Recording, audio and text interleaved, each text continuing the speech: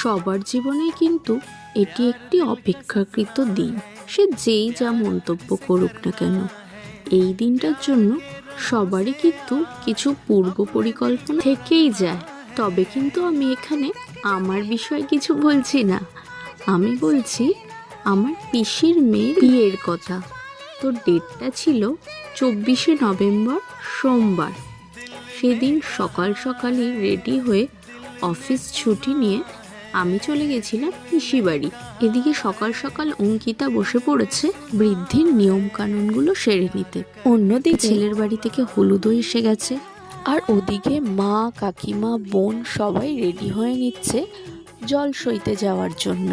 গঙ্গা থেকে ঘুরে এসে দেখলাম অঙ্কিতা পুরো রেডি হলুদ মাখার জন্য।